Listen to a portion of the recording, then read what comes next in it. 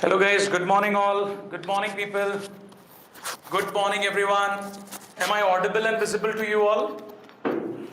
Good morning guys, good morning. Anyone in the chat box guys, come on quickly reply. We have to continue with Animal Kingdom again. Good morning Ram, how are you? Good morning.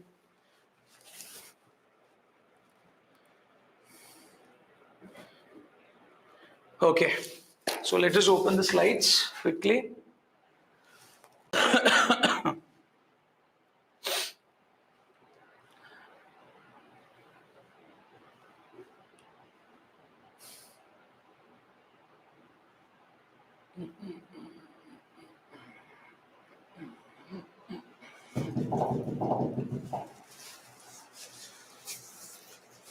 Hello Sania, good morning people. So last class we completed the basis of classification, right? In the last class, we completed the basis of classification. Now we will start with the phylums. Okay? Hello Spurti. Good morning guys. So let us continue with the class. So we'll directly start with the phylum Porifera, the first phylum. And the organisms in Porifera, they are known as sponges. Okay? So why is the name Porifera given to them, guys? Tell me. Why is the name Porifera given? Tell me, guys. Okay. Last lecture, we completed the basis of classification. Just a small recap I will give you what we completed in the last class. So if any new student is there, so talking about the last class, okay, the recap, we completed the basis of classification where we saw arrangement of cells, body symmetry, segmentation, nature of coelom, notochord, embryonic layers, and also the organ system with respect to circulatory system, open and closed, and digestive, incomplete and complete. Now we will continue with our actual phylum, that is your phylum Porifera. Okay, so let us quickly start with the characteristics of phylum Porifera. So we have two phylums to complete today. One is phylum Porifera. Another phylum we are going to discuss is phylum Nidaria. Okay, so let us start with phylum Porifera. Come on, let us start with Porifera. So now Porifera are the simplest of the organisms. What are they? They are the simplest. They are the first true animals, we can say, in kingdom Animalia. They are considered to be the most primitive. Primitive means very old. They are the first one to evolve with respect to animals, and they are multicellular. Now, what is the meaning of word Porifera? What is the meaning of word Porifera? Pori means pores, and fera means to bear it. So these are pore bearing organisms. Exactly correct, Isha. So as you can see, it is absolutely clearly mentioned here that Porifera are pore bearing organisms. They are known as pore bearers. Okay, and based on the embryological studies, like when we got to saw the sponge first time, and when the scientists discovered them, then they were confused what it is exactly, because it is a sessile organism. Sponges do not move, they are fixed at one place. Okay, and animals have a property that they show motility, they are motile, and this animal is non-motile. So a lot of embryological studies was done, and then sponges were proved as animal, and then they were separately classified into the phylum of the animals. Okay, so Porifera, it's very different as compared to other animals. First of all, it is sessile, it is having cellular level of organization. Okay, a lot of things. And other organisms, they have nervous system. This guy doesn't have nervous system. Okay, so very basic kind of animal is Porifera or sponges. Now we will directly speak with respect to its characteristics. Now before moving into the characteristics, let's observe what are the common known sponges. The common known sponges of the phylum Porifera are Cycon, Euspongia, and Spongilla. Okay, so last time I told you to just read and come little bit. So can anyone tell me which one is the freshwater sponge here? Out of Cycon, Euspongia, and Spongilla, which one is a freshwater sponge? What you will say? Come on. Out of these three, which one is the freshwater sponge?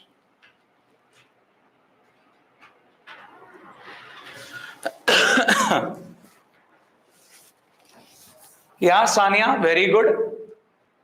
Yes, Zara, Spurti, absolutely right. Spongilla is a fresh water sponge. Correct. Right. And which is the bait sponge, if I ask you? Out of these three, if the question is which one of the following is a bait sponge, what you will mark? Bait sponge using for bathing. Come on, yes, Spurti, very good. Euspongia is the bait sponge. And which sponge has the scientific name Scypha? Which sponge has the scientific name Scypha? Yes, Lavanya, right answer. Which sponge has the scientific name Scypha? Chalo, very good. Sania, Sycon. Sycon is having the scientific name Scypha. Chalo, very good. So as I can see, many of you are well aware with the scientific names and the common name of the sponges. Okay. So talking about their habitat and symmetry first. So let us see the characteristics of phylum Porifera. So see, whenever we study any phylum in Kingdom Animalia in this NCERT 11th standard, we are studying just the general characteristics. What we are studying? General characteristic. General characteristic means where the properties or the features are shown by the majority of the organisms. Some organisms might be there which may not show that feature. That is an exception. So every phylum will show exception. Okay, but NCERT has given mostly the generalized features, the generalized characteristics. Okay, so now talking about sponges, all sponges are aquatic, means they are only found in the aquatic habitat. Do you think any sponge will be in terrestrial habitat? Do you think any sponge will be in the terrestrial habitat? No. No sponges are there in the terrestrial habitat. There is no exception. All of them are aquatic. So I can say all sponges are exclusively aquatic. Exclusively means only found in the aquatic habitat. Then majority of the sponges are mostly marine. Now mostly marine means what? They are only found in the marine water, that is the sea water. And few of them, okay, we can also found them in the fresh water. Rarely you will find some of them in fresh water, as you answered Spongilla. Okay, so exclusively aquatic, only found in the water. In water, they are mostly present in the marine environment, and in fresh water, we have some rare species. That is your Spongilla we discussed.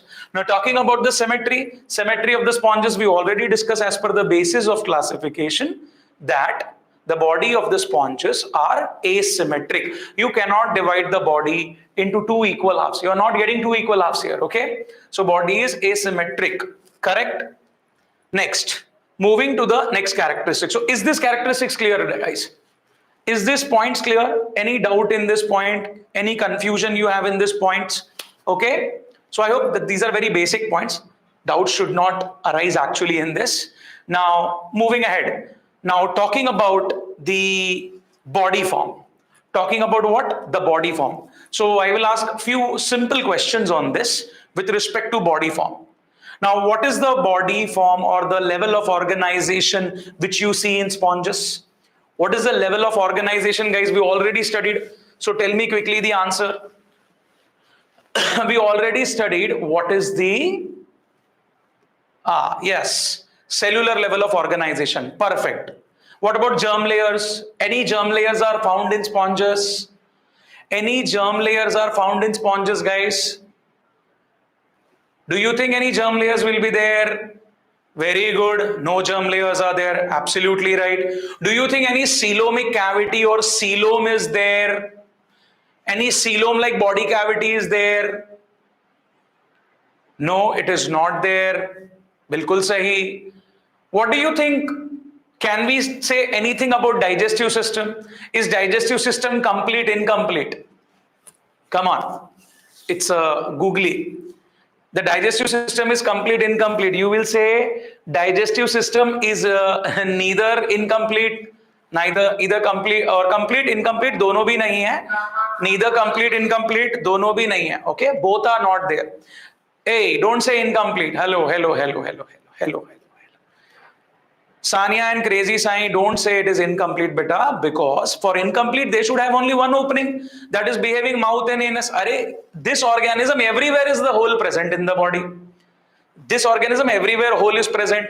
Throughout the body, the small chinna holes are present. They are called as ostia. Then one big opening is called as the osculum. So we will not say either complete or incomplete. And you know that digestion occurs inside the cells. right? The choanocytes, the specialized cells of the poriferans, the sponges, they do intracellular digestion. Clear? So no doubt of, either complete, incomplete. See, when I'm saying digestive system, I'm talking about an organ system. When you said organization is cellular, how I can say organ system is present? So digestive system, I will say absent, it is intracellularly done inside the cell. I will say respiratory absent, it is done directly with the exchange of the water. I will say excretory system is absent, that is directly done with the exchange of water. Ammonia is directly released to the body surface, right? Okay? Now coming back to the topic again, okay? Now, body of sponges is porous because a lot of pores are present on the body. It is provided with lot of pores, chinna pores on the body. Sponges have a water transport or a water canal system. Very, very important point. Okay, for as per MCQ, I will say it is a very crucial point. Since whatever opening is there on their body, okay, so very important point, water transport or water canal system. So when you see on the body of the sponge, there are a lot of openings present. These chinna openings are present and they are called as the ostia. What they are called as the ostia, singular will be called as the ostium. The water enters through the ostia, then it goes into the central cavity which is present inside the body of the sponge, that is called as a spongocele. Okay, so spongocele is the cavity present inside the sponge. Then the water will exit through a large opening called as the osculum. So basically in their body, they have a system which is helping to transport the water inside and then outside. So here we have a very basic water transport system. If you go to higher levels in BSc and all, you will study there are different types of water canal system. Simple water canal system, complex water canal system, like that. But here what I'm showing you is a simple water canal system where the water enters through the ostia, goes into the spongocele and gets out the osculum. This much you want to know. Okay, very important MCQ comes. Am I clear, guys? Now, if I say sponges have a water transporter canal system, that is correct. But sometime to trick you, the examiner may write a statement that sponges have a water vascular system. And now students will be, okay, water is passing. So water vascular system is also correct. So can I say sponges have water vascular system? See, I am addressing here the important error what student to do with respect to this topic. Very easy topic. But when the question is asked, many students confused. Exactly, Isha. Absolutely right, Isha. Rightly pointed out. So you catched a very important point here. So echinodermates, when we talk about the phylum Echinodermata, there we will see that their body shows water vascular system.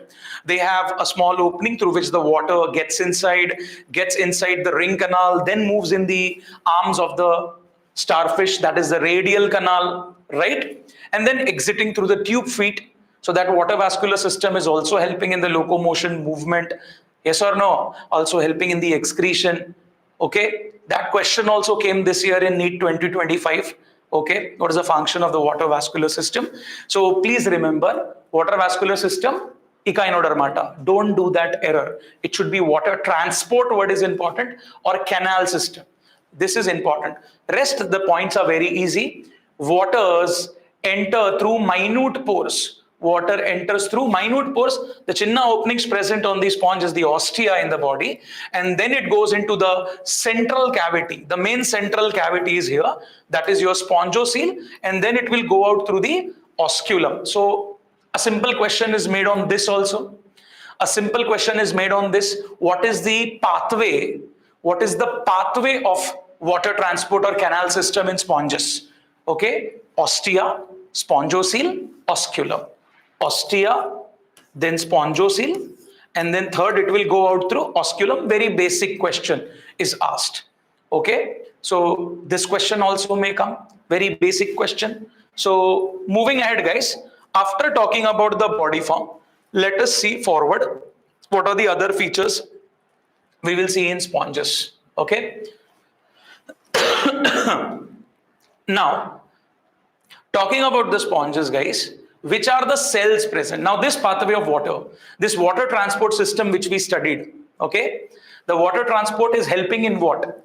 The water is helpful in bringing first of all food, then oxygen, then carrying away the excretory waste, and also the metabolic waste, carbon dioxide, excretory matter such as the ammonia, and the water transport. When the water is exiting through the osculum, it may also carry some gametes. Okay, so in sponges we have sexual reproduction also, and in sexual reproduction there is a release of gametes. So basically the sponges are exchanging their gametes. So this water current will be also used to take out the reproductive bodies. Reproductive bodies basically mean gametes here. Okay, so you can write down in your booklet or in your notes or in the NCERT itself that reproductive bodies here are nothing but the gametes they are talking about. So if you see, what is the function of the water transport system? What are the function of the water transport system? So here we have this canal system helps in nutrition, okay, also helps in respiration since it is bringing the food inside, okay, nutrition, bringing the food, gaseous exchange, respiration through the body surface, and then also helps in excretion, removal of the nitrogenous waste, mostly in the form of ammonia. So we can say sponges are ammonotelic.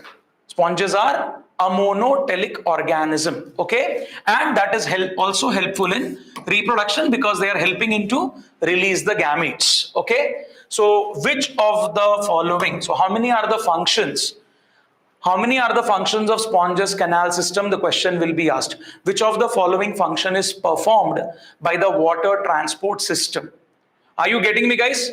Is this slide clear, guys? Tell me quickly in the chat box. Are we clear with this?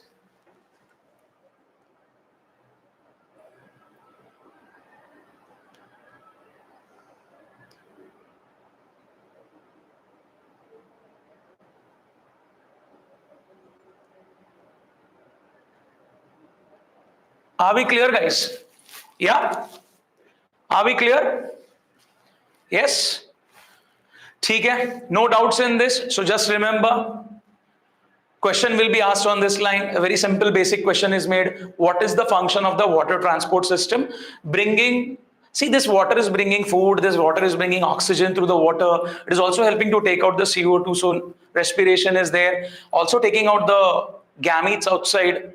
So reproduction is also there, and then excretion because removal of the ammonia waste since they are ammonotelic. Okay, so we are done with the function of the canal system. Canal system or water transport system is done. Okay. Now, talking about the cells. Porifera have cellular level of organization. We already studied. So there are different kind of cells. Like there are pinacocytes which are making the pinacodome, the outer layer of the sponge. Then very important cell, there is choanocyte or the Qualler cell, which is more important for our NEET exam.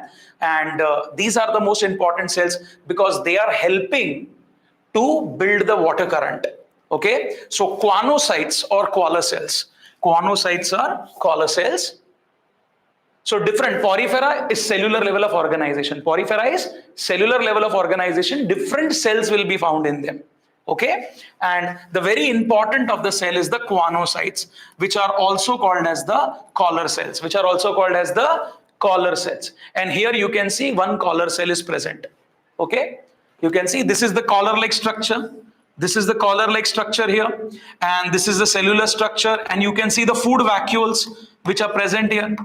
These are the chinna food vacuoles. Okay, and this is the flagella. A very long flagella is present here.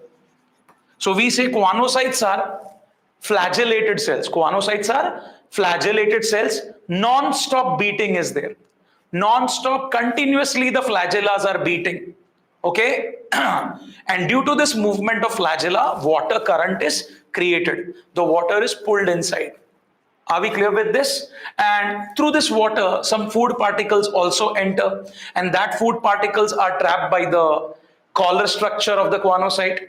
Collar structure has some mucus sticky substance which is able to, bind with the food particles present in the water, and then it will be slowly engulfed in the cell.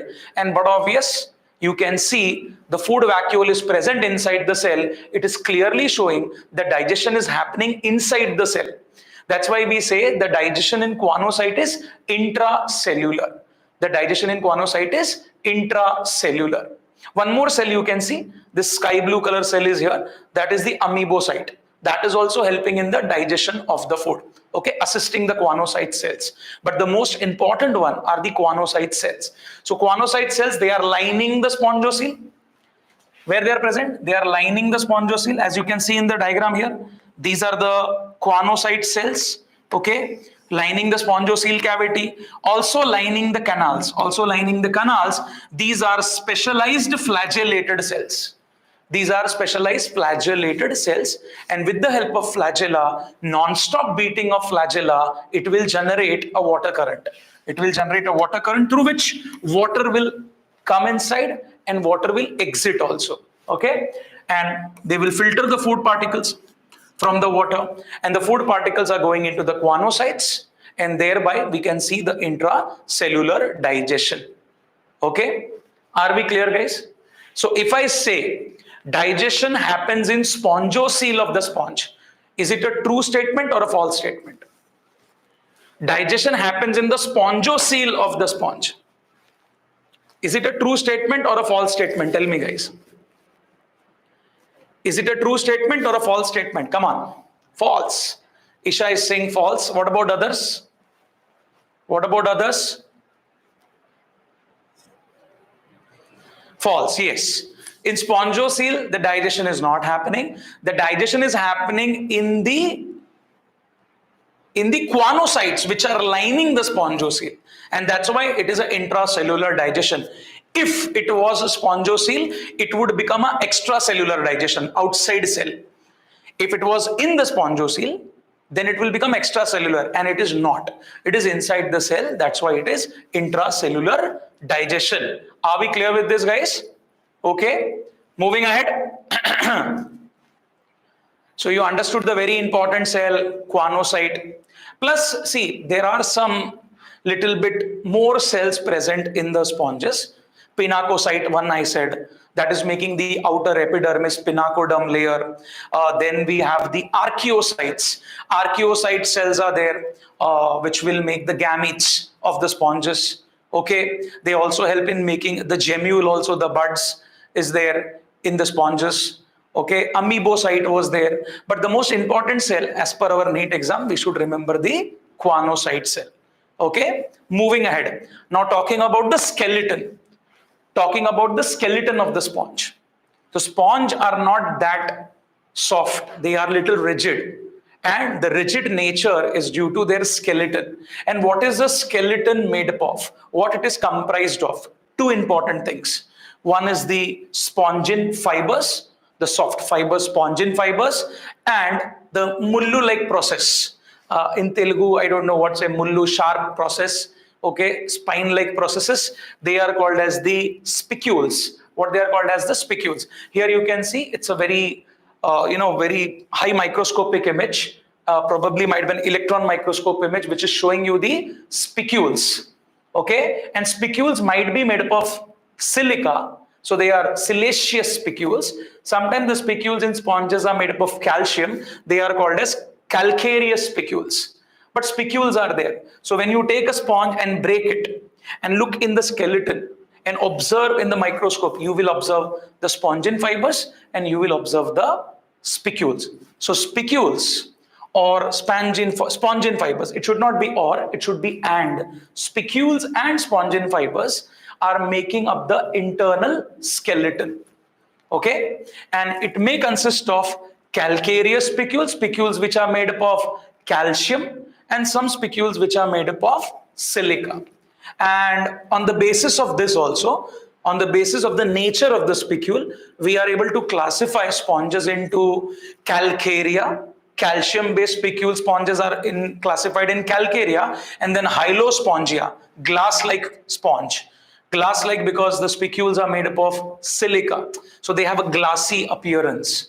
Okay, so that is a different story. That is a high level thing. That is the BSc part. That is not required for you. You just remember the internal skeleton is made up of spongin fibers and the spicules. Are we clear with this, guys? ठीक है? That is making your skeleton. Clear, guys? Are we clear with the skeleton part? Are we clear till now? Come on, guys. Please respond in between.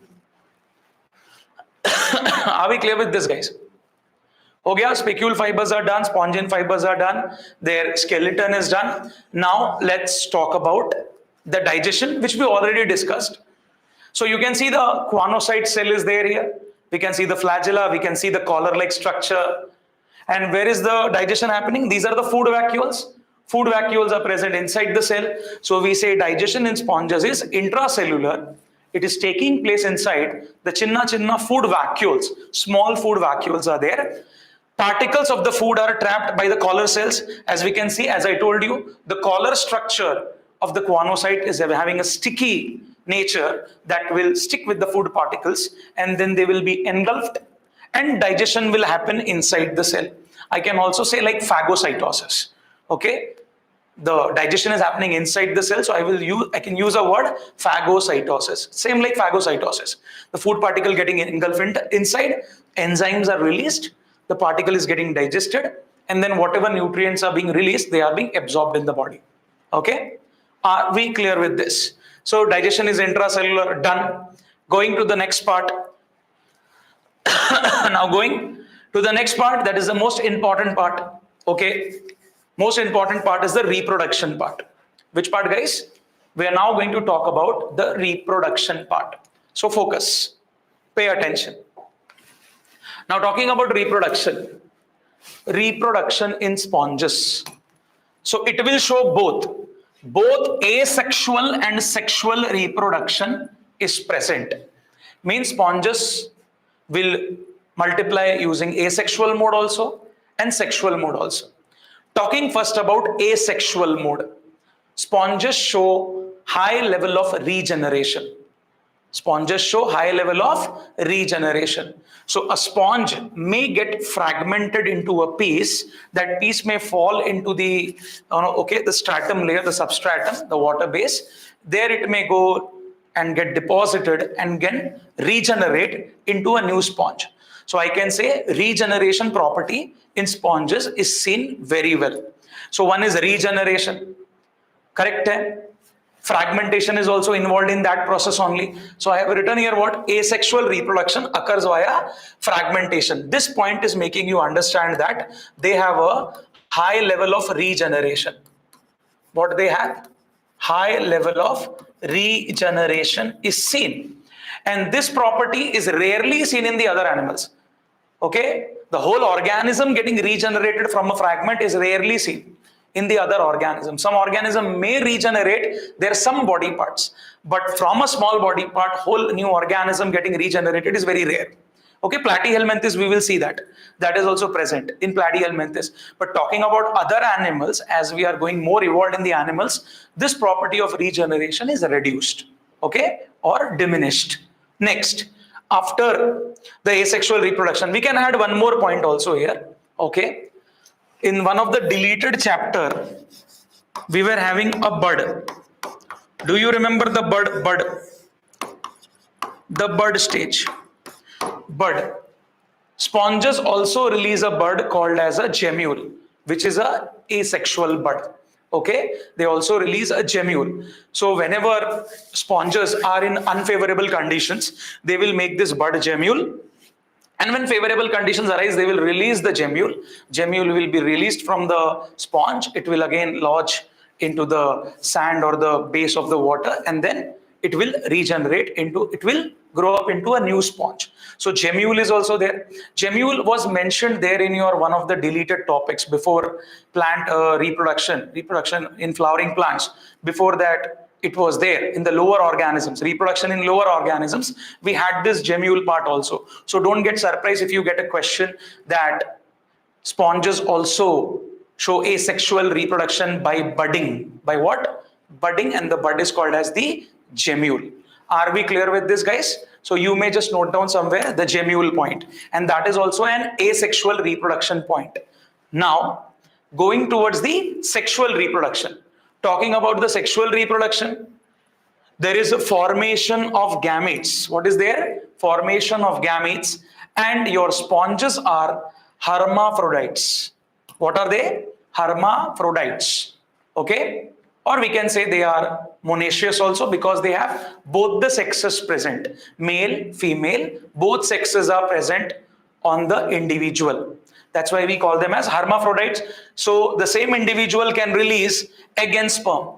Egg and sperm are produced by the same individual. But there is a small thing. They will not show self-fertilization. A sponge will have both male and female sex organs, not sex organs, but they release the gametes. Again, organs are not there. They will produce the male-female gamete, but they will not show self-fertilization. They will always prefer cross-fertilization that will enhance their genetic diversity, and that will lead to more, good genetic diversity will be seen in the sponges. That will help for the evolution. Yes, Isha, that is for survival also. Okay, and why it is happening? Because in some sponges male gametes are formed first, in some sponges female gametes are formed first. Like in your plant reproduction, in flowering plants, you have studied that protoandry and protogyny condition.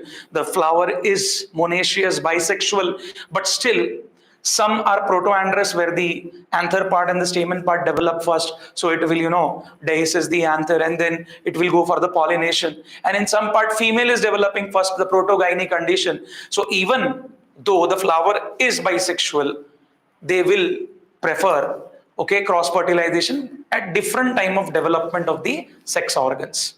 Are we clear with this? Similarly, sponges also follow the same.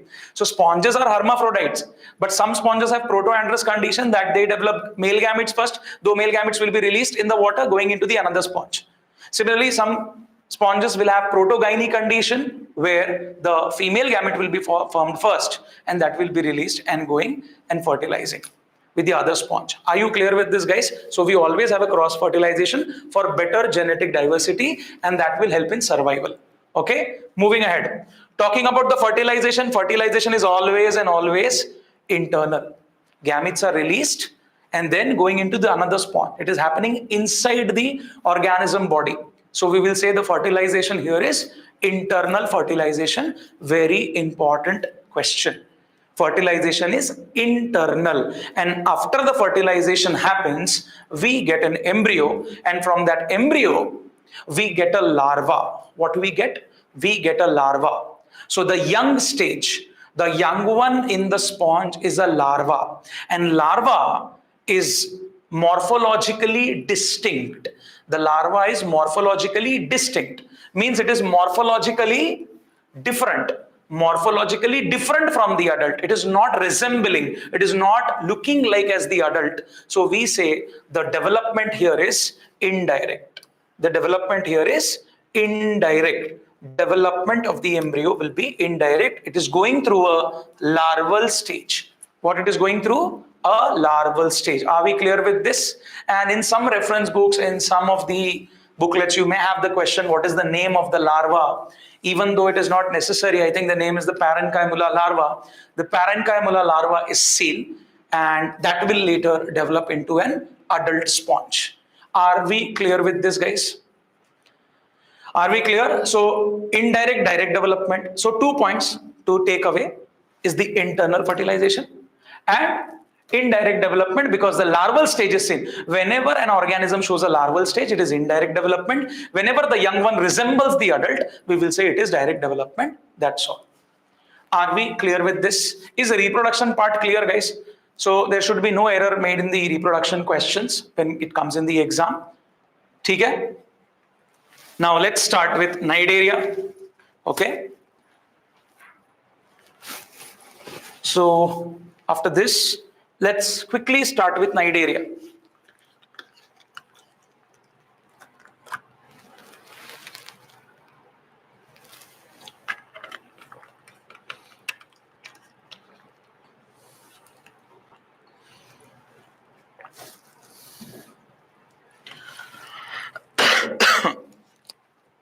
Okay.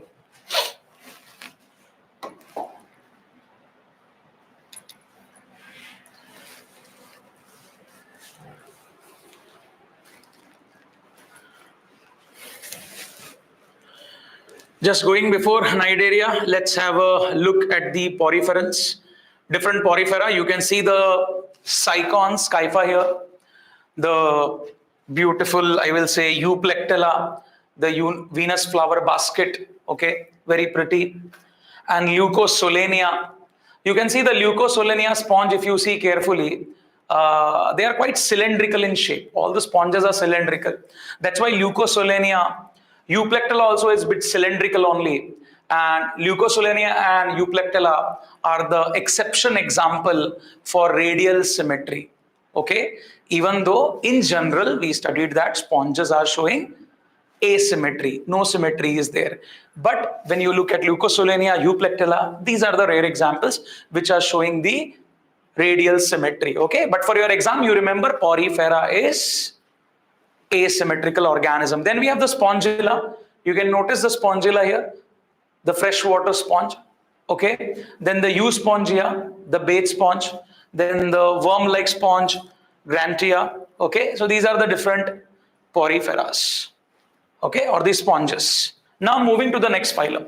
Okay, shall we go ahead, guys? Moving to the next phylum. Next phylum is Nidaria phylum, also known as Coelenterata. Also known as what, guys? Also known as Coelenterata. Again, a very diverse group of animal. Different type of Nidarians are present. And Nidaria word is coming from the word nide, that means nettle or stinging cells. So Nidaria, they have the nidoblast or the nidocytes, which are the stinging cells. That's why the name Nidaria is given.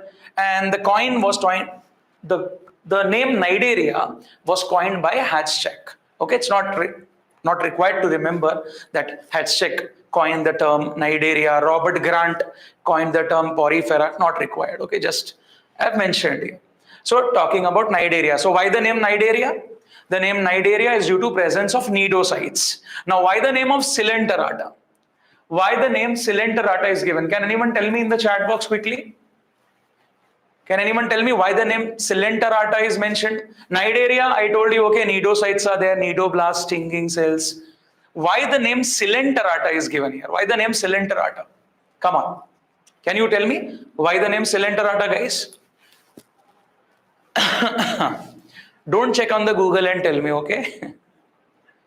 Whatever you remember from your previous topics you have studied, you can tell me. Why the name Coelenterata? They have a cavity inside their body which is called as coelenteron. They don't have a coelom cavity. Masood, थोड़ा गलत हो गया बेटा वहां पे. ये cavity तो नहीं है, coelom cavity नहीं है. These are acoelomates. ये तो acoelomate हो गया ना भाई. Mesoderm तो है ही नहीं, तो coelom नहीं आएगा. So they have a cavity called as the coelenteron. Okay, let me show you. Okay.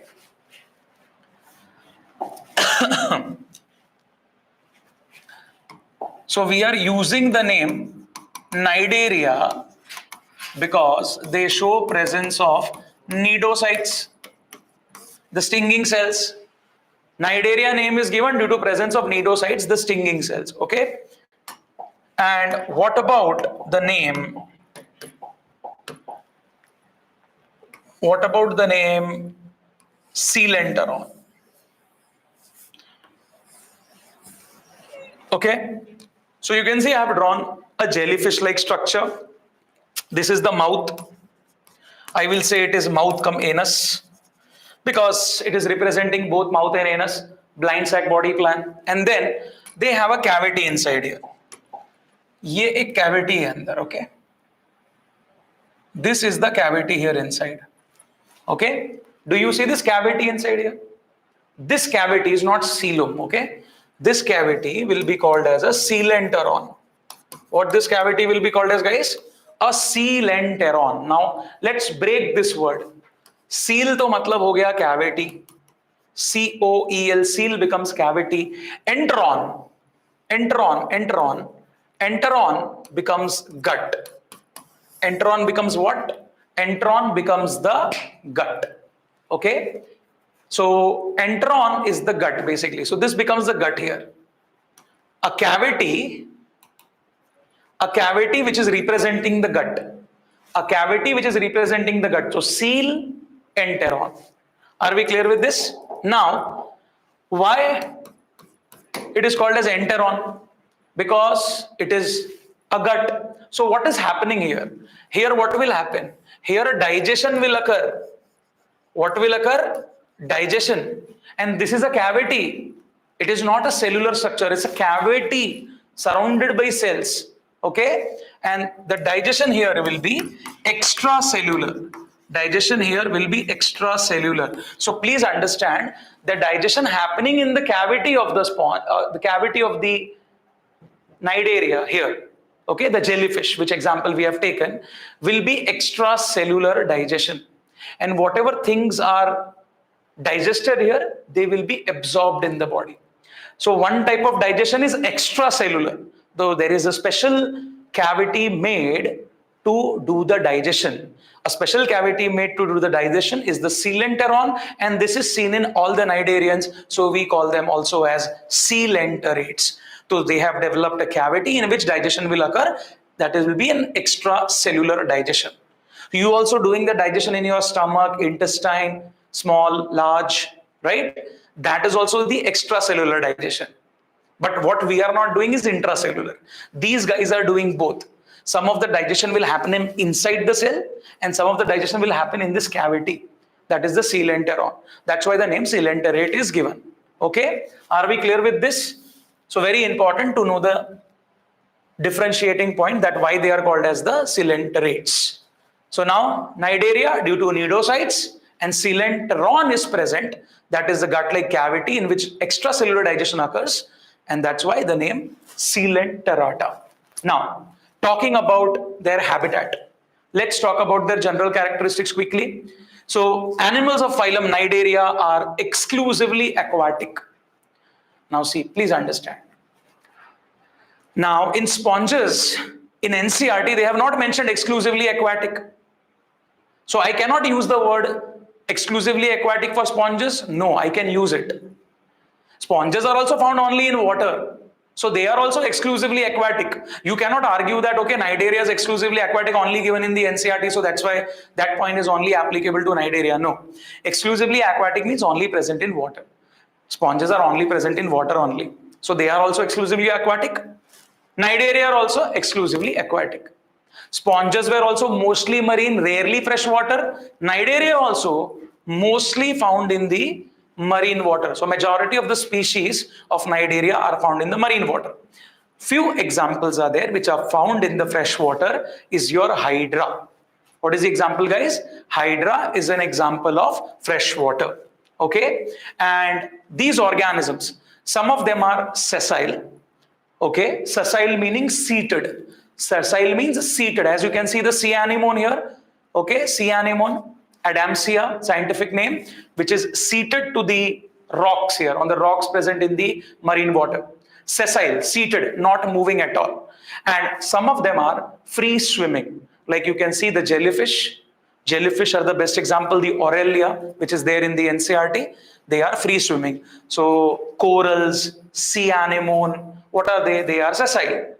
Jellyfish and all, different species of jellyfishes are there. They are what? They are free swimming. Okay, moving ahead. Now, very important cell which is present in all of them. Okay, the name Nidaria is coming due to presence of a cell inside their body surfaces. Okay, that is the nidoblast. Okay, the name Nidaria is derived from the cell nidoblast or nidocytes. What is there in them? They have stinging capsules. What they have inside them? Nidoblast has stinging capsules. So you can see, okay, there are different parts. These are barb-like structures. Okay, this is the stinging capsule with the hypnotoxin present inside it. So stinging capsules are there, as you can see. The stinging capsule, inside this there will be a toxin present. Mostly the toxin is hypnotoxin. Mostly the toxin present is hypnotoxin. present in this. Okay, and sometimes this nidoblast cells can be also called as the stinging capsule can be also called as the nematocyst. That can be also called as a nematocyst. This structure, what you see, the stinging capsule, can be also called as a nematocyst. Where this nidoblast are majorly present, they are majorly present on the tentacles and the body surface. On the tentacles and the body surface, externally present. Okay, so whenever any predator tries to harm them, what they will do, they will just touch their tentacles. Automatically, when they touch their tentacles, on the tentacles thousands and lakhs of small chinna nidoblast are present. Okay, and then all will pierce the skin of the predator, and then they will release the hypnotoxin present, and that will cause a severe burning sensation for mammals. So mammals like us, we are also stung sometimes when we go in the sea water, and we are also sometimes stung by the jellyfishes. It causes very painful burning sensation.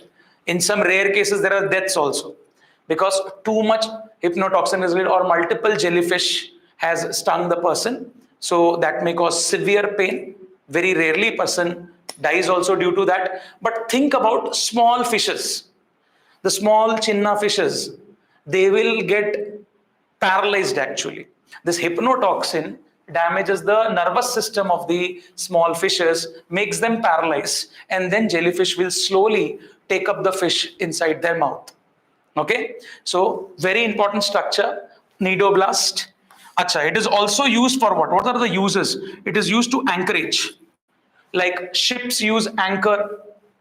Ships use anchor to hold their position. Similarly, they can also use the nidoblast present on the tentacles to hold the rocks or to hold any surface when the water current is strong. Or it can be also used for defense, as they are releasing the toxin, and it is also used for capturing of the prey.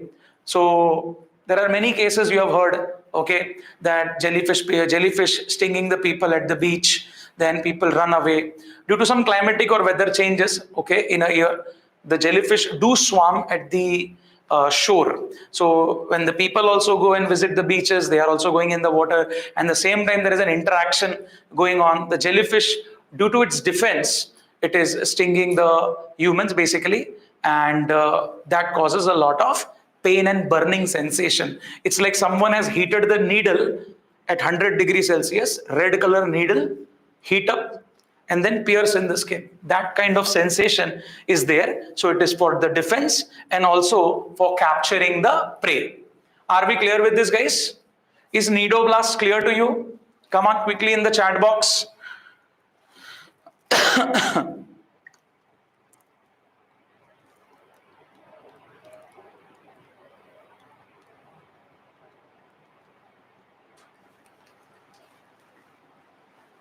Okay, nidoblast clear? Okay, yeah. So where you will find jellyfish, guys? You will find in marine water or fresh water? Where you will find the jellyfishes? In the fresh water or the marine water? Where you will find the jellyfishes? In the fresh water or the marine water? Yeah, majorly, most of the jellyfishes are in the marine water. Rarely, there is one more jellyfish, the peach blossom jellyfish. Okay, little bit peach color, that is found everywhere now worldwide in fresh water. Okay, so don't get shocked if you observe or discover or see any video where freshwater jellyfish is also there.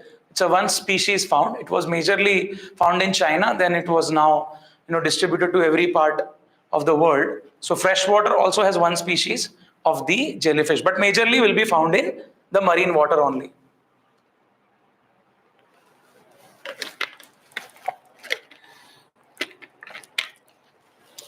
Okay, let's continue. So after nidoblast, next, move ahead. Now, talking about their germ layers, basic characteristics, let's talk about Nidarians are diploblastic. We already studied. They have ectoderm germ layer and endoderm germ layer. Mesoderm is missing. At the place of mesoderm, okay, at the place of mesoderm. Since there is no mesoderm, so the middle layer tissue will be filled by mesoglia.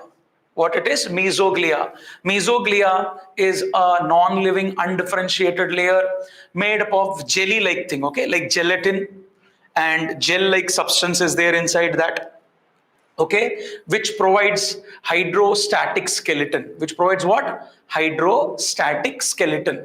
You have heard exoskeleton, you have heard endoskeleton. Now, the gel-like consistency which is there, that gives the jelly feeling to the jellyfish, that is due to the mesoglia. The water-based substance, gelatin-based substance, few proteins are present inside them, that gives them the hydrostatic skeleton. So mesoglia, non-living jelly-like substance, okay, that is there. And mesoderm is absent. Mesoderm is absent, that's why we say they are diploblastic acoelomates. What are they? Diploblastic acoelomates. Coelom ledu, okay. Yeah, cavity is there. Cavity is there in sponge also. Cavity in sponge is spongocele.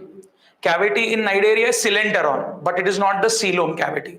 It is not the proper coelom present. So we say sponges, Nidaria, both are acoelomates. Okay. Now coming to the level of organization. The level of organization is tissue level of organization. So evolution happened here in Nidaria. Your sponges were cellular level of organization. In Nidaria, we will say what? They are tissue level of organization. As you can see, the two type of tissues, the external tissue present here, epidermis, the internal tissue present lining the coelenteron. So this is the coelenteron, this is the cavity where external digestion is happening, the extracellular digestion is happening, that is the gastrodermis. So gastrodermis cells, so if you look carefully, this is the coelenteron, guys. This is the coelenteron cavity. Some digestion is happening in the cavity. These are the food particles. Let's say the green color are the food particles. Some digestion is happening in the cavity, coelenteron. Some digestion is happening in the cells. You can see tall column-like cells. Some digestion happening in the columnar cells. So some digestion inside the cell, intracellular digestion. Some digestion in the cavity, that is the coelenteron, extracellular digestion. So that's why we say Nidaria show both intracellular and extracellular digestion. Are we clear with this? And which level of organization? Tissue level of organization. As you can see, the two tissues, epidermis, gastrodermis, okay? Different types of tissues will be formed. Next, moving ahead. Now let's talk about the symmetry. Symmetry we already discussed in the basis of classification. Radial symmetry is present. Without any exception, we are saying that, okay, Nidarians are showing what? Radial symmetry, where any plane passing through the central axis of the body, any plane, as per NCERT definition, any plane passing through the central axis of the body is dividing the body into two equal halves. That is radial symmetry. You can see the hydra here and here the sea anemone showing you the radial symmetry. After symmetry, let's talk about the digestive tract. Now, here you can use the word incomplete or complete digestive system, right? Here you are going to use which word? Now tell me the body plan quickly. In the chat box, quickly tell me the body plan. Since we are discussing the digestive tract, the digestive system here, what is the body plan in Nidaria? The body plan in Nidaria is blind sac body plan or tube within tube body plan. What you will say? It is blind sac. Only one single opening is present. That is representing the mouth and anus. So blind sac body plan. Due to blind sac body plan is present, we say the digestive system is incomplete. Only one single opening is there. Now the digestive system will become incomplete. Digestive system will become incomplete. Are we clear? Digestive system is incomplete, guys. So Nidarians, they have a cavity called as coelenteron. Coelenteron cavity, which is behaving like a gut, also known as gastrovascular cavity. Which cavity? Gastrovascular. Now see, gastro word is related to stomach. Okay? Vascular means when the things are digested, it will be absorbed in the cells. So gastro cavity in which digestion is occurring, then it will be reabsorption in the cells, that is vascular, and it is a cavity structure. That's why we are calling it as a cavity. So gastrovascular cavity, is the another name for Sealanton, with a single opening. With what opening? Single opening is present, and that single opening is the mouth/anus, which is present on the hypostome. Which is present on the hypostome. Mouth is present on hypostome. Now this is very important to understand. Let's try to understand. Now what is a hypostome? Let's understand. So you see here, mouth is on the hypostome. So if I say mouth is hypostome, is it true or false? If I say mouth is hypostome, is it true or false? It's a false statement. Okay? Have you seen a volcano? Have you seen a volcanic mountain? Okay? It has a conical structure and then it has opening above it. Right? It has a conical structure and then it has an opening above it. Right? So the conical structure, the conical part here, look here. This conical part here, this conical shape structure is the hypostome. So the conical shape like this, the conical shape structure is called as the hypostome. Now above this conical structure, the opening which is present like this will be called as the mouth. Are we clear, guys? This will be called as the mouth. Okay? This will be the mouth. So conical structure is your hypostome and this conical structure is your hypostome and mouth is present on it. This is the mouth. Are we clear? Here is the mouth. Okay? Are we clear with this, guys? So hypostome is a conical raised structure on which the opening present will be called as the mouth. So hypostome, the mouth is present on the hypostome. For a diagram for jellyfish also I showed you like this only. Okay, look here. For jellyfish I also showed na here. Come on, we can see the jellyfish diagram here. Again look here. So this is the mouth and anus and this part will be called as what? Here. This will be called as what? This will be your hypostome. Now what is the meaning of hypostome? Let's understand the meaning of hypo. Hypo means below. Hypo means below and stome means mouth. Hypo means below and stome means mouth.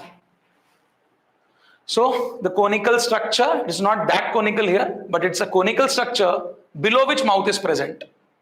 Conical structure hypostome below which mouth is present. So just remember, mouth is present on the hypostome. Very basic thing, but still many students are not properly informed with respect to that. So it is a conical structure. Hypostome is a conical structure on which mouth is present. So what is the word hypostome saying? Hypo means below, stome means mouth, a structure present below mouth. So a conical structure is there which is present below the mouth. Okay?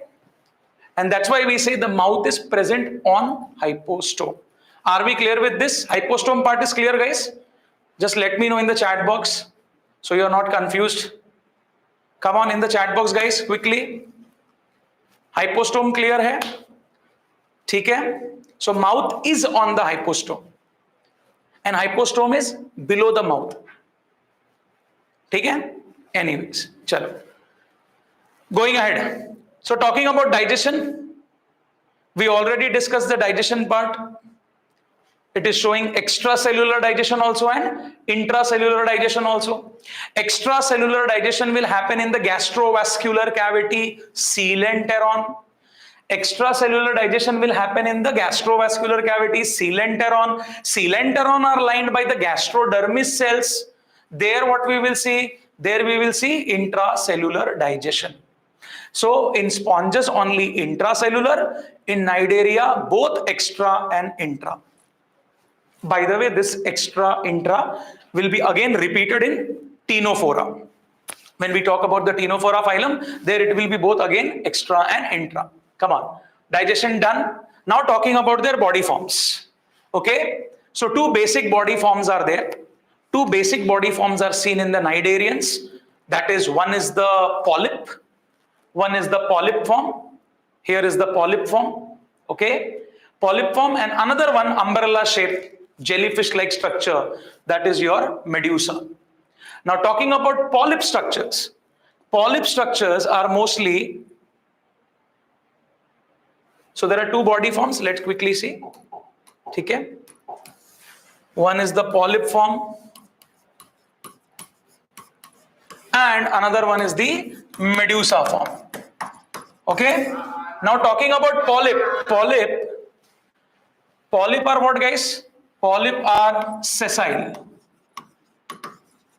Polyps are sessile, fixed at one place, like Adamsia. Adamsia is sea anemone, fixed at one place. Corals are also polyp, sessile, fixed at one place. Okay, non-motile, I can say. And they are mostly in cylindrical shape. Different shapes are there, but mostly polyps, we can say they are cylindrical shape structures. Okay, clear hai? Now in NCERT or some students, some teachers also, they say about hydra. Hydra, they also consider it as polyp. Okay, hydra, tentacles are there. Also cylindrical shape structure. Tentacles are facing upwards. In polyp, we can say one more point. Tentacles are facing upward. You can see the tentacle facing upwards. Tentacles are facing upwards.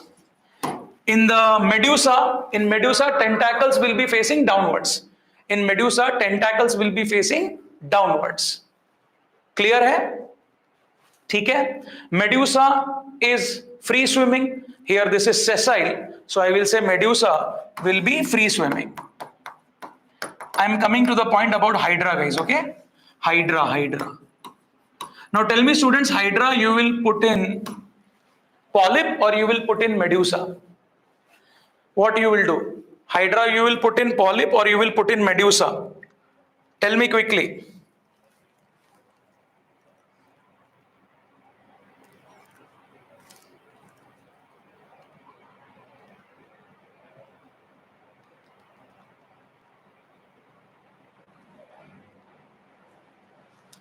Polyp.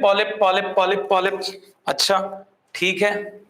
So hydra, many people are saying that is polyp. ठीक है? Now I want to tell you, quickly visit your locomotion movement chapter, and in locomotion movement chapter you can study that hydra can use its tentacles to show the movement. In locomotion movement, you will agree with me, you have studied na yaar, come on, you're long-term students, you have studied that part as well in the starting. In the locomotion movement, it is clearly mentioned that hydra also uses the tentacle to show locomotion, to change his body position. So now hydra is able to move. Now what to do? So that is a big little mistake done by the NCERT people. Hydra, okay, you cannot say it is sessile. Hydra, it's okay to say it is a polyp, but sometime in between, it is doing the locomotion. It is like somersaulting, using its tentacles to do the locomotion. Are we clear with this? And that point is given in the locomotion and movement chapter. So the only reason that hydra is considered into the polyp, it might be to most of the time hydra, which is present in fresh water, most of the time it is showing no movement. It is fixed at one place most of the times. Okay, fixed at the base. That's why the word sessile has been applied to hydra. Are we clear? But technically speaking, hydra has the ability to move. It can show locomotion. So sessile cannot be completely applied to that. The only reason they have you telling that hydra is a polyp, because it is showing no movement for the majority of the lifespan. Fixed at one place most of the time, in between showing locomotion. Are we clear with this? Now talking about medusa, umbrella shape. What shape? Umbrella shape. Umbrella shape, free swimming, tentacles are facing downwards. Where are the tentacles? Tentacles are facing downwards. Okay. Now if any exam question comes related to hydra, kindly mark polyp, no problem. Okay. Kindly mark polyp as well there. Okay? Because you cannot say it is a medusa. Medusa means continuously free swimming form. Hydra is not always free swimming. Most of the time it is fixed at one place. So that's why polyp is more applicable to it. But again, we cannot deny that it doesn't show the movement, because it is already mentioned in the NCERT in the locomotion and movement chapter. Clear, guys? So What are the examples of polyp and medusa? Tell me. Polyp, we will say Adamsia hai. Polyp, we can say coral is there. Polyp, we can say hydra is there. And in medusa, Aurelia, that is the jellyfish, right? So tentacles upward, cylindrical shape. Here, umbrella shape. Here, what shape I will say? Here they are umbrella shape. Tentacles facing downwards. And both have the single opening only. See, here also gastrovascular cavity, here also gastrovascular cavity. Here also this is the hypostome on mouth is present. Here also the hypostome is there on which the mouth is present. Okay. So these are the two body forms. Now some of the cnidarians, they have the ability to change their body forms. So majority of the cnidarians are polyp. Also, some of them are medusa. So we have both polyp and medusa. Polyp fixed at one place, cylindrical, tentacles facing upwards, sessile. Medusa, umbrella shape, tentacle facing downwards, free swimming, right? But some have the ability to change their body forms. And that is called as the alternation of generation. Okay? Going from polyp to medusa and from medusa back to polyp. So can move it, cannot be used to. Harshit retracted the message. Harshini, something she wrote. Okay, rephrase it, Harshini. So polyp to medusa, medusa again to polyp. That is called as alternation of generation. And one more word is given. Since it is changing the body form from one to another one, it is also known as metagenesis. Okay, what it is also known as metagenesis. So let's see that. Come on. Those cnidarians which exist in both forms, okay, or change their body forms, they exhibit alternation of generation, that is metagenesis. Meta means second. Meta means second. Genesis means formation, forming a second body form. So example is given in the NCERT, Obelia. Okay, Obelia, the example given in NCERT, which is showing metagenesis, alternation of generation. The polyp produces medusa asexually and medusa forms the polyp sexually. Now the thing is that Obelia, adult Obelia is a polyp. Adult Obelia is a polyp. So lifelong, the adult stage of Obelia is a polyp. But when they want to do the reproduction, when Obelia are matured and they want to do the reproduction, they are going to release medusa forms. They are called as medusoids. What they are called as medusoids, medusa-like structures. Okay, and these medusoids are released in the water. Okay, some medusoids will make the male gametes, some medusoids will make the female gametes. The male-female gametes are going to fuse, and that is going to give rise to a zygote, then a larva, and then we are going to get a polyp structure coming from that larva. Are you getting me, guys? So polyp gave rise to medusa asexually. The male-female medusoids, we can say, that will be giving rise to the gametes. The gametes will fuse, will become zygote and embryo, and that will develop into a polyp. So what has happened here? That's why NCERT has written, polyp produces medusa asexually. This medusa will produce the male-female gametes, but they are short-lived. As soon as the male-female gametes are produced, fusion of the gametes are done, the medusa will die. So medusa is short-lived here. But you are seeing another body form. You are seeing the medusa form of that animal. So medusa is formed. Their purpose is to produce the gametes. Gametes will fuse. Again, the medusa will form what structures? Polyp structure sexually, because medusa produce the gametes. Since medusa produced the gametes, gamete fused to become the embryo. Embryo gave rise to the polyp. That's why it is done sexually. And that is seen where? That is seen in the Obelia. That is seen in the Obelia. So we can simply just write down like this. Okay. So we have the polyp. Polyp goes under asexual reproduction. Asexually, it will produce your medusa. Okay. There will be two types of the medusa. One will be the male. Another will be the, let's say, female. Okay. That will produce the gametes. Okay. That will give rise to the zygote. Okay, and from that, let's say we got a polyp. Let's say we got a polyp. But this process from medusa This process from medusa till polyp is sexual, na? This is sexually because you are making the gametes here. What you are making here? You are making the gametes here.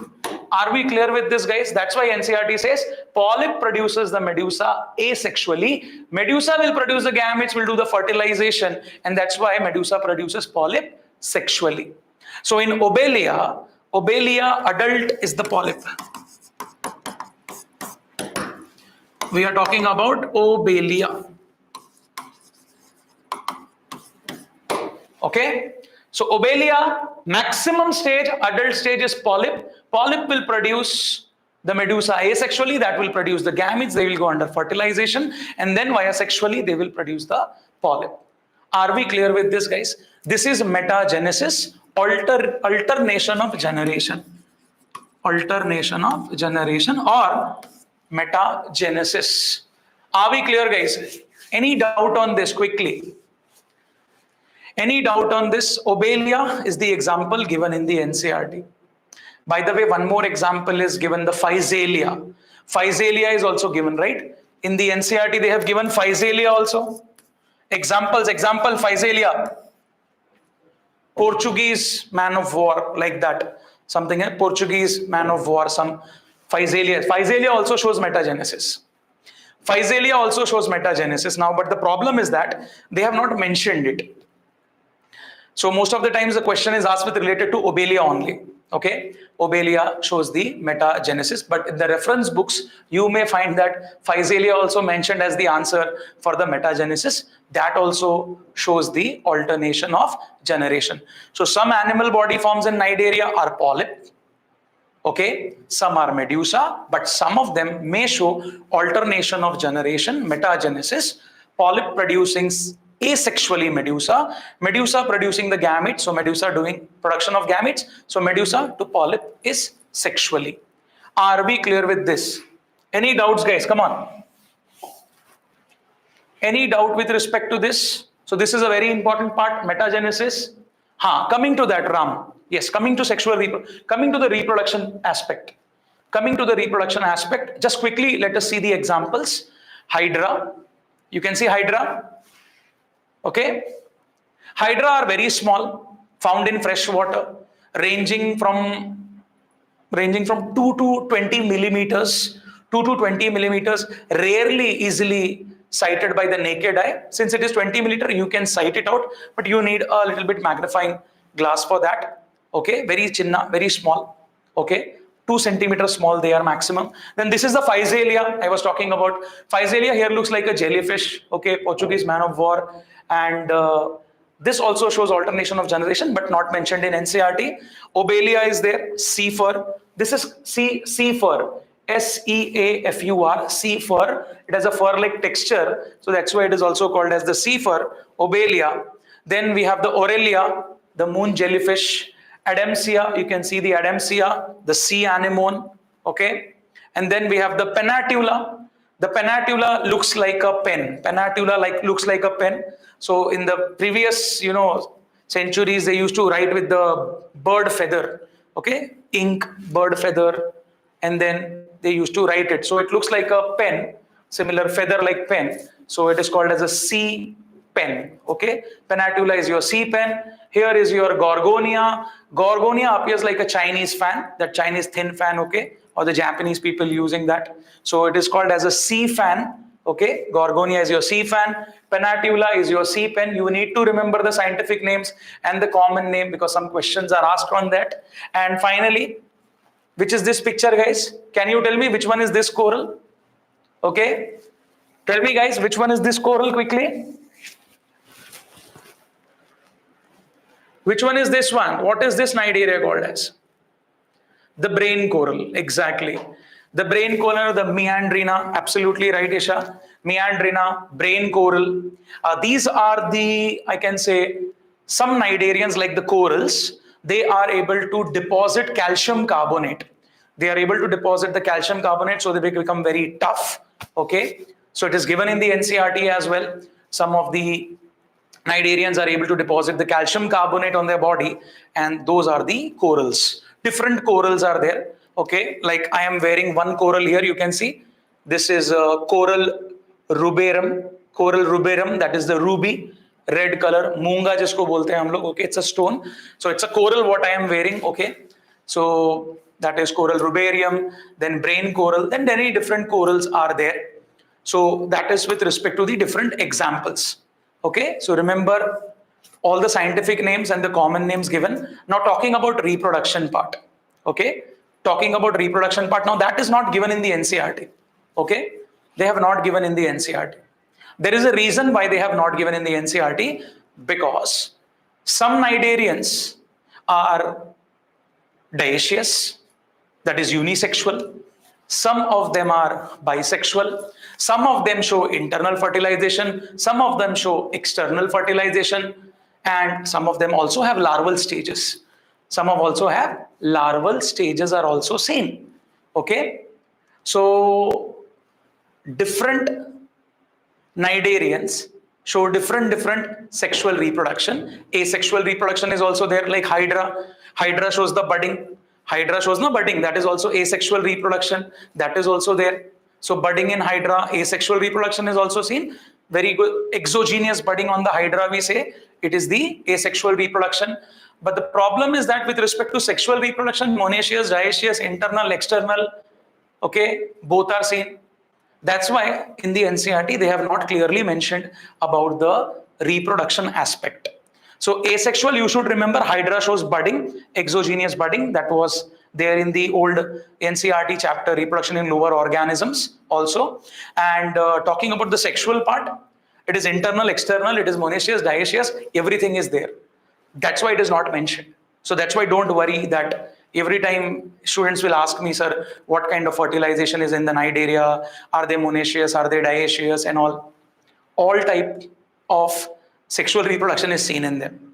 Okay, unisexuality, bisexuality, internal, external, everything, larval stage, indirect, direct, all is same. So that's why we don't talk about sexual reproduction with respect to Nidaria. Okay, and it is not needed also which example show internal, which example show external. So go as per whatever characteristics are given. See, again, I told you in phylum we study the general characteristics. So you cannot apply everywhere. Like we studied internal fertilization in sponges because in the majority of the sponges is that only. Okay, majority of the sponges are hermaphrodites. That's why it's a general characteristic given there. Now in Nidaria, there are too many exceptions. Some are internal, some are external, mixed. So that is not given as a general characteristic. So don't worry about it. Are we clear with this, guys? So with this, I think we complete the Nidaria. In the next class, we'll start with the Ctenophora. And I think we covered whatever is needed for the syllabus. We completed the basis of classification. We completed phylum Porifera and Nidaria. So just read properly, solve any book if you have. The Gosalites can solve the gym booklets, the other reference books, any if you have, you can just solve, go through the questions, and all the best for tomorrow's test. That's it, guys. Thank you so much. See you in the next class, guys. Bye-bye. Bye, everyone.